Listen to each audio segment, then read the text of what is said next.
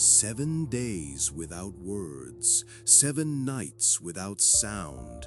What I discovered in that sacred void changed everything I thought I knew about human consciousness. This isn't just another wellness trend. This is ancient technology for accessing the deepest chambers of your soul.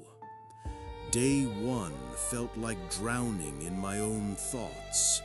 Day 7 felt like breathing underwater. The silence challenge isn't about not speaking. It's about finally hearing what your spirit has been screaming all along while your mind wasn't listening. What happens when you strip away every distraction, every word, every sound that keeps you running from yourself?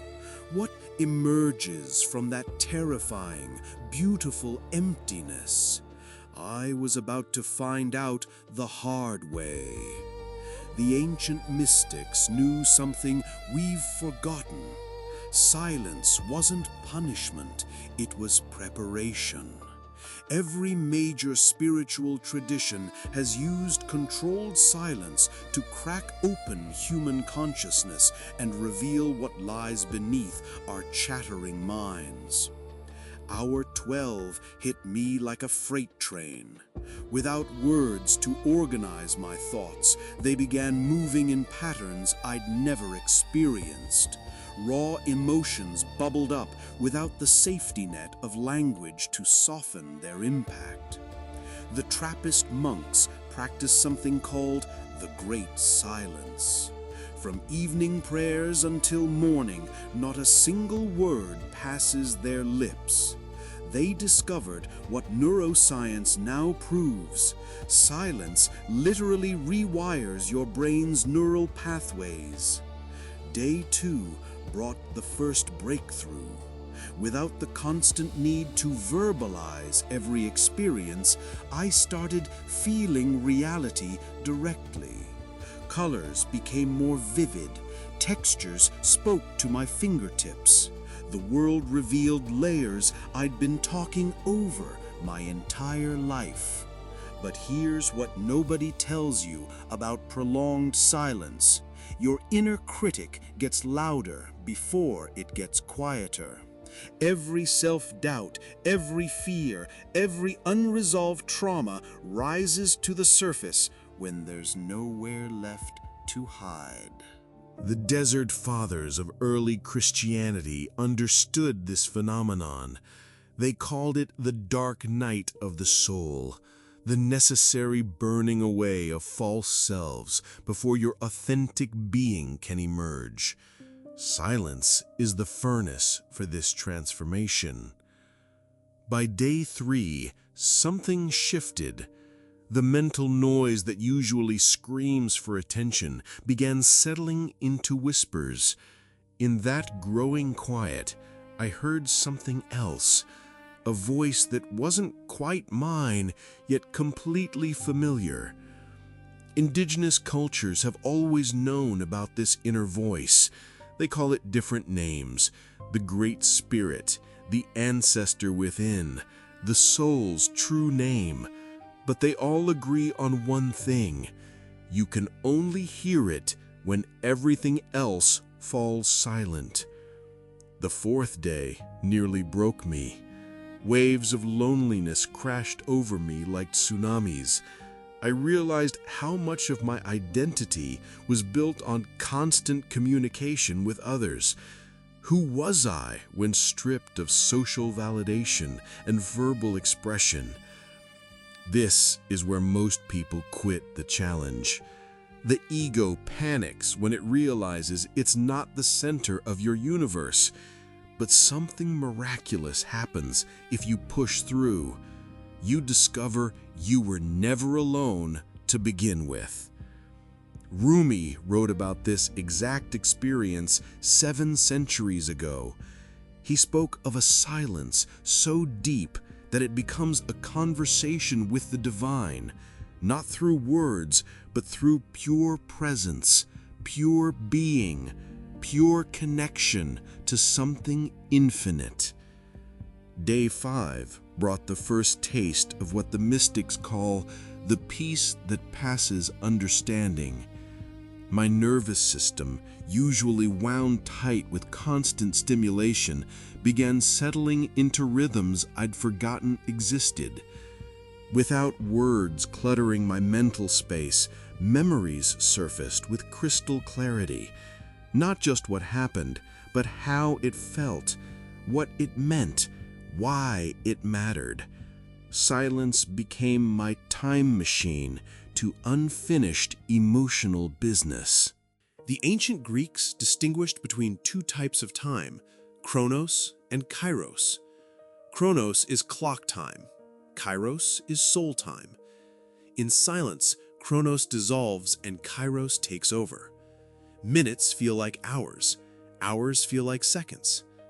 I started noticing things that had been invisible before. The subtle rhythm of my heartbeat, the whisper of blood moving through my veins, the cosmic dance happening inside my own body every single moment. Day 6 delivered the revelation I wasn't expecting. The voice in the silence wasn't giving me answers, it was teaching me better questions. Questions that cut through surface drama straight to the core of what matters. This is what Buddha discovered under the Bodhi tree. Not enlightenment as an event, but enlightenment as a quality of attention that emerges when all mental noise stops interfering with direct perception.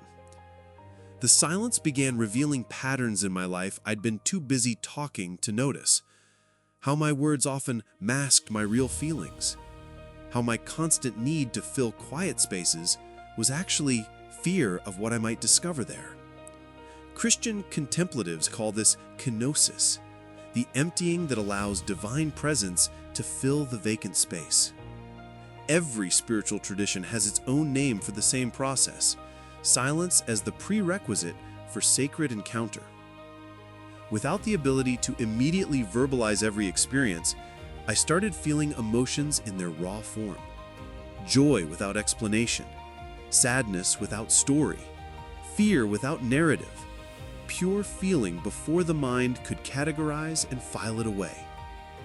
Day 7 morning arrived like a sunrise after the longest night. The voice in the silence had grown from whisper to clear presence, not separate from me, but the deepest part of me I'd been drowning out my entire life. I realized that this inner voice had always been there, patiently waiting beneath the constant chatter.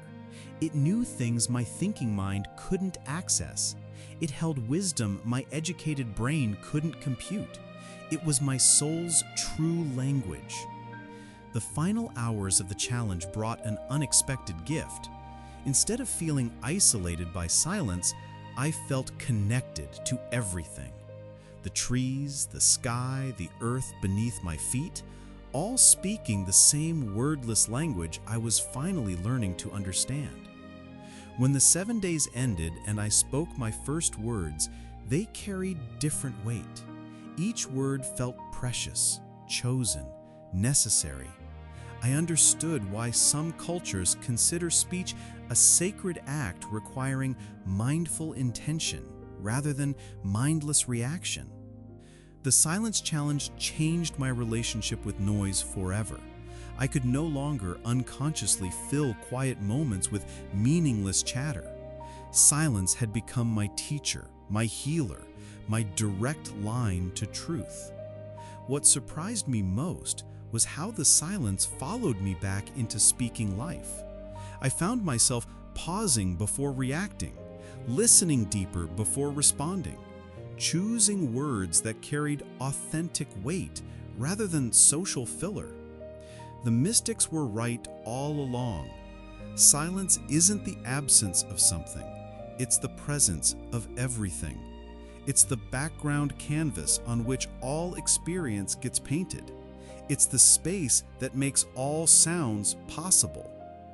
I discovered that my addiction to constant input, news, music, podcasts, conversations, was actually an addiction to avoiding myself. Silence forced me to be present with my own consciousness, without any buffers or filters. The challenge revealed something profound about human nature. We're not built for constant stimulation. Our nervous systems are designed for cycles of input and rest, sound and silence, engagement and reflection. In that space of pure listening, I heard my body's wisdom speaking. Every tension held unprocessed emotion. Every chronic pain carried unspoken truth. Silence became my body's opportunity to finally be heard.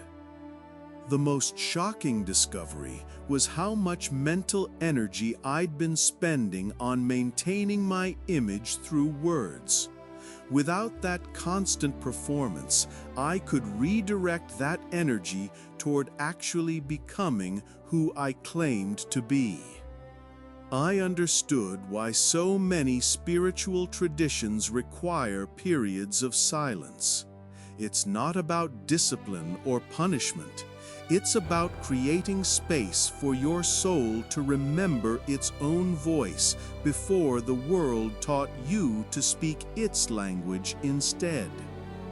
The Silence Challenge taught me that most of our speaking is unconscious habit rather than conscious choice. We fill silence because we fear it, not because we have something meaningful to add to the world. By the end, I realized the challenge wasn't about temporary silence. It was about permanent transformation.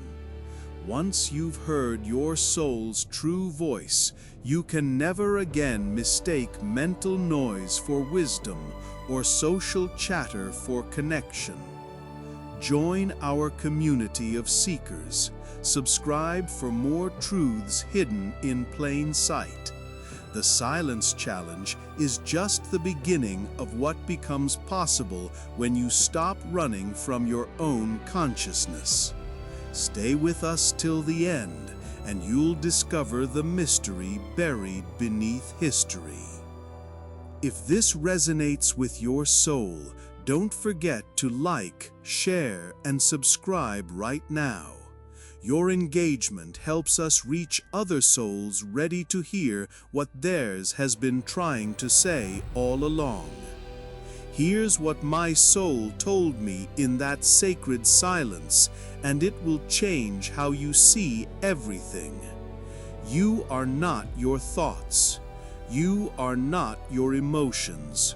You are not your past or your fears about the future. You are the conscious presence that witnesses all of these things, the eternal observer that remains unchanged while everything else flows through you like weather through an open sky. This presence is what every spiritual tradition points toward, but cannot name. It is what poets try to capture, but words cannot contain. It is your true nature, waiting patiently beneath every moment of mental noise for you to remember who you really are. The Silence Challenge doesn't teach you something new. It strips away everything false until only truth remains. What do you believe? Comment below and share your insight.